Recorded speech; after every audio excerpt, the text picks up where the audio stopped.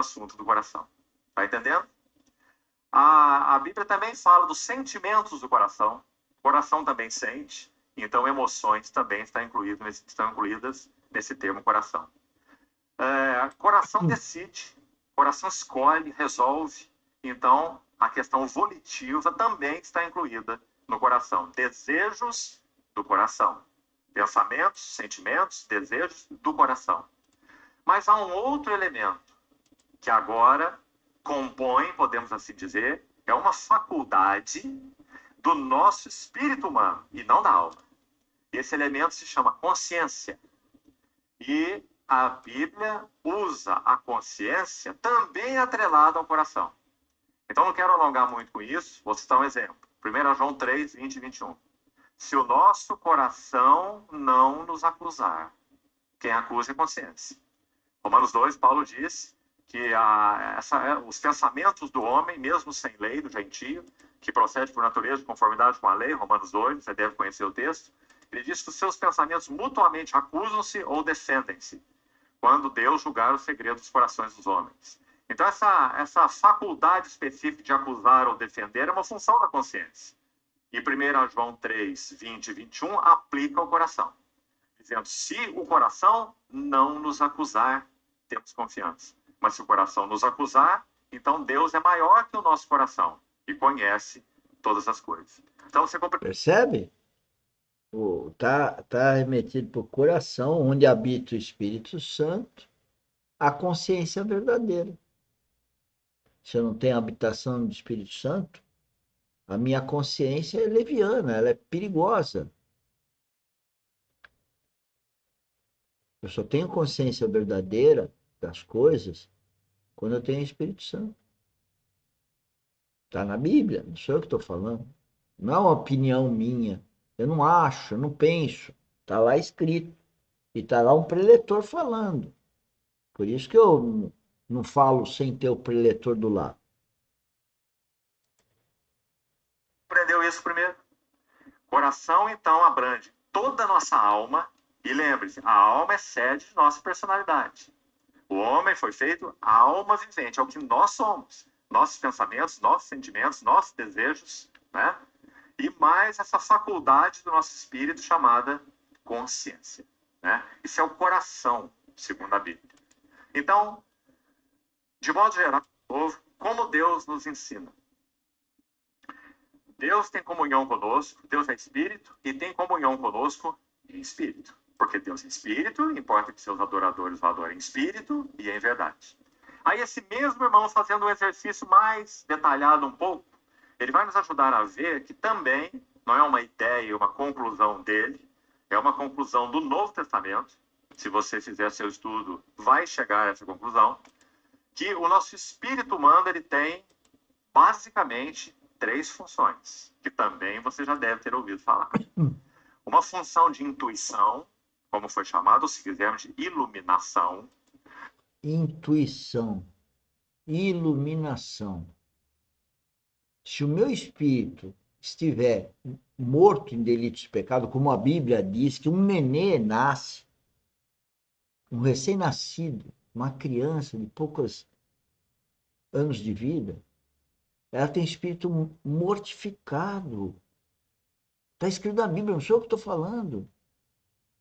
O espírito está morto em delito e pecado, porque é uma questão espiritual. Imagina que uma criança pode nascer morta de alguma coisa. É espiritual, o espírito dela está mortificado. Esse é o nosso alerta. Você ama seu filhinho? E esse filhinho pode ser de poucos meses, anos ou décadas. Você ama seu filho? Então leva essa mensagem para ele. O espírito dele pode estar mortificado. O seu, o meu, nasceram mortificados. E aí? E aí vamos nascer de novo. É só procurar Deus. Deus está querendo que você ou procure, que ele vai atender. Só tem um problema. Mata o eu. Haver uma morte para a vida carnal. Não quer dizer que você não possa praticar as coisas que são lícitas, desde que orientadas pelo Espírito Santo. Esse é um processo. Não vai pensar que eu estou dizendo que toda a vida eu fiz isso. Não. Eu erro todo dia. Hoje, imagina quanto que eu errei para trás. Só que esse é um processo. E o espírito maligno quer inverter isso, que é para ter o remorso.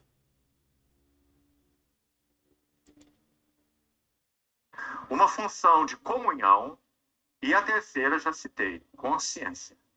São 3 faculdades do espírito humano.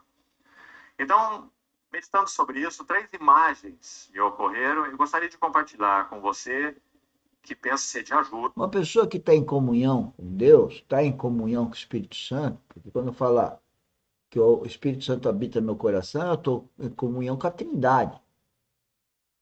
É 3 em 1. Se eu tenho a certeza que ele habita no meu coração, cada palavra, cada gesto, cada ação, atitude, eu temo ao julgamento dele. E certo que vou errar. É isso que provoca o processo da transformação, da experiência espiritual. É errando que se aprende. Não errando várias vezes a mesma coisa. E vai te ajudar a memorizar o que significa essas funções do espírito humano. Então pensa assim. Olha que legal que ele vai falar. Intuição ou iluminação. Então pensa em uma lâmpada. O espírito do homem é a lâmpada do Senhor. Provérbios 20, 27. A qual esquadrinha todo o corpo. Então Deus é espírito, tem comunhão conosco no espírito, e ele ilumina o nosso espírito para que nós conheçamos as coisas de Deus e as coisas do homem. 1 Coríntios 2. Ninguém conhece as coisas de Deus, senão o Espírito de Deus. E as coisas do homem ninguém as conhece, senão o Espírito do homem. Então o Espírito de Deus ilumina o Espírito do homem para que conheçamos as coisas de Deus e as coisas do homem. Né? Por isso o Espírito do homem é a lâmpada do Senhor. E graças a Deus por esse maravilhoso trabalho da graça. É por causa dessa iluminação que nós podemos conhecer a Deus. Conhecer a Deus seria um assunto impalpável, intangível, inalcançável para qualquer um de nós. 1 Coríntios 2:9. Nem olhos viram, nem ouvidos ouviram, nem jamais penetrou em coração humano. O que Deus tem preparado para aqueles que o amam. Mas na sequência, verso 10. Mas Deus nolo revelou pelo Espírito. Se eu não tenho Espírito, ele não me revela. E eu só tenho Espírito se eu morrer para o mundo e nascer em Cristo. Vida espiritual, objetivo da nossa academia. Nossa, minha e tua. Compartilhe.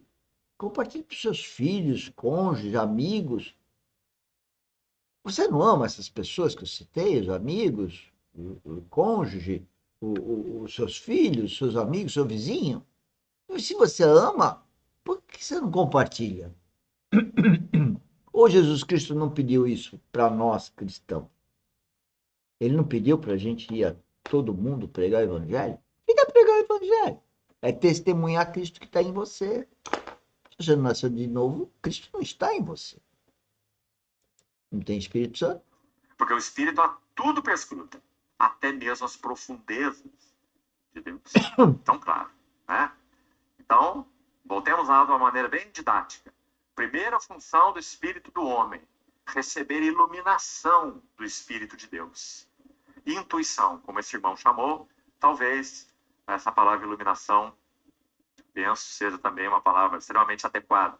Paulo ora assim pelos Efésios: iluminados sejam os olhos do vosso coração para saberdes. Não é assim?